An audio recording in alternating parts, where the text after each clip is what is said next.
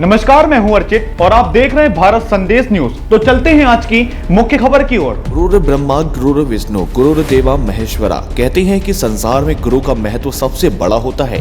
गुरु से बढ़कर कोई नहीं है, लेकिन आज कानपुर देहात में गुरु के साथ जो घटना हुई उसने गुरु और शिष्य के रिश्ते को तार तार कर दिया है। सरकार स्कूल चलो अभियान चला रही है, जिससे बच्चे अधिक की संख्या में स्कूल में आए और शिक्षा ग्रहण कर आगे चलकर कुछ बन सके। लेकिन कानपुर देहात में स्कूल चलो अभियान को लेकर शिक्षा की अलग जगाने वाले एक शिक्षक को ऐसा करना महंगा पड़ गया। बच्चों को घर घर जाकर स्कूल आने के लिए कहने वाले शिक्षक को इसकी कीमत जेल जाकर चुकानी पड़ी है। स्कूल के लिए घर घर जाकर बुलाने वाले शिक्षक के खिलाफ स्कूल में पढ़ने वाली कक्षा 7 की छात्रा के परिजनों ने झूठा छेड़खानी और पॉस्को एक्ट का मुकदमा लिखाकर शिक्षक को जेल भिजवा दिया। दरअसल मूसानगर थाना क्षेत्र के एक गाँव में पूर्व माध्यमिक विद्यालय में सहायक अध्यापक पद पर तैनात शिक्षक राजेंद्र गुप्ता स्कूल चलो अभियान के तहत अपने स्कूल में बच्चों की संख्या बढ़ाने के लिए घर घर जाकर अभिभावकों से बच्चों को स्कूल भेजने का निवेदन कर रहे थे। उसी गांव की एक बच्ची जो कि कई दिनों से स्कूल नहीं आ रही थी, उसके भी घर पहुंचकर स्कूल प्रतिदिन न आने के लिए कहा।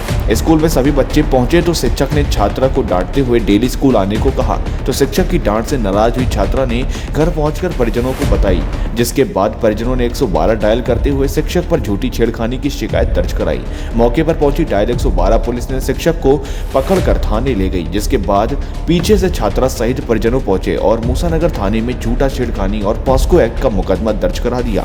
जबकि उस समय स्कूल में सारा स्टाफ मौजूद था। सभी बच्चे स्कूल में शिक्षा ग्रहण कर रहे थे।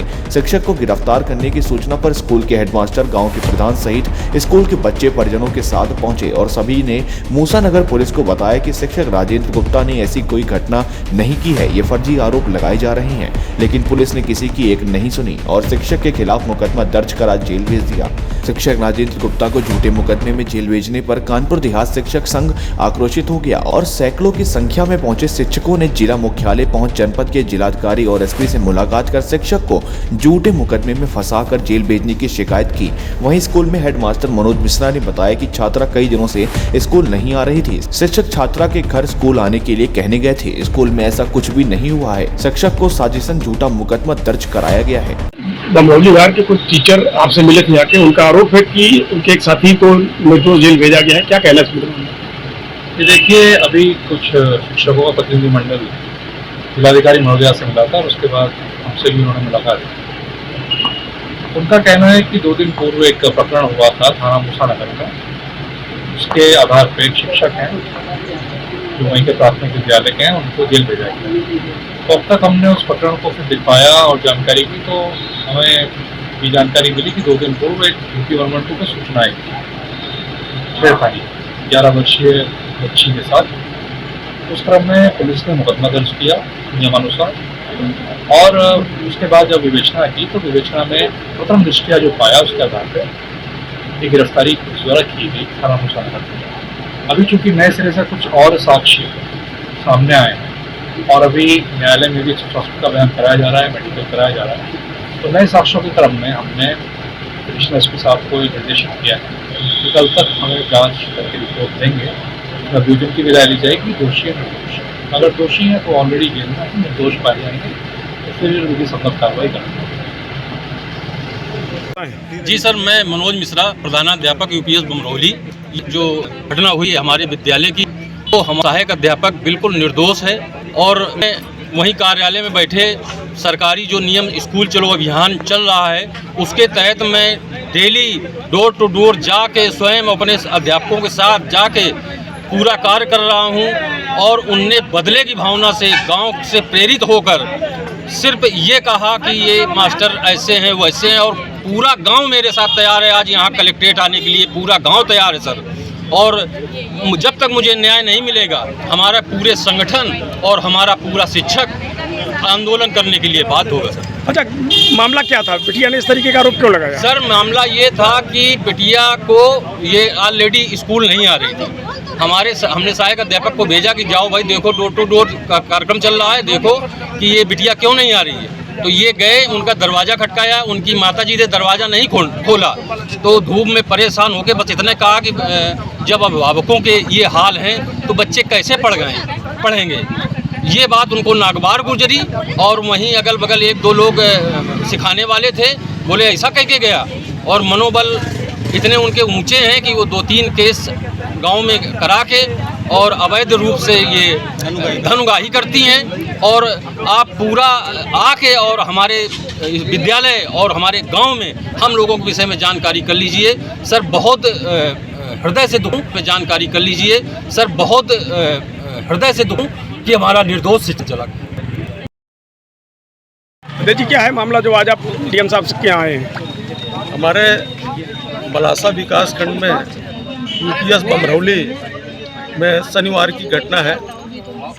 वहाँ के एक अभिभावक ने हमारे राजेंद्र गुप्ता जो वहाँ सहायक अध्यापक हैं उनके ऊपर आरोप लगाया, मिथ्या आरोप। इस शिक्षक ने हमारी बच्ची के साथ अभद्रता की है, जबकि उस विद्यालय में हमारे 2 और शिक्षक श्री मनोज कुमार मिश्र जो वहाँ के प्रधानाध्यापक हैं और दूसरे शिक्षक मनोज संघवार जी वो भी उसी विद्यालय में कार्यरत है। 2 रसोइयाँ भी उसमें कार्यरत है और बच्चे करीब 12-15 करीब बच्चे भी रहे हैं। उन बच्चों के बीच में इतना बड़ा आरोप लगा करके और 11:30 बजे राजेंद्र गुप्ता जी को संबंधित चौकी के मूसानगर से थाना मूसानगर से उनको ले जाया जाता है। इंस्पेक्टर साहब ने बुलाया है और बिना जांच के उस शिक्षक पर एफआईआर करके उस शिक्षक को जेल भेज दिया गया। ये जनपद कानपुर देहात के शिक्षकों के लिए बड़े ही शर्म और दुर्भाग्य का विषय है कि जनपद में आज तक ऐसी कोई घटना नहीं हुई है। शिक्षक की आज गरिमा जिस तरीके से बमरौली विद्यालय और वहाँ के थाने के इंस्पेक्टर के द्वारा जो कार्रवाई की गई है मैं उसकी निंदा करता हूँ।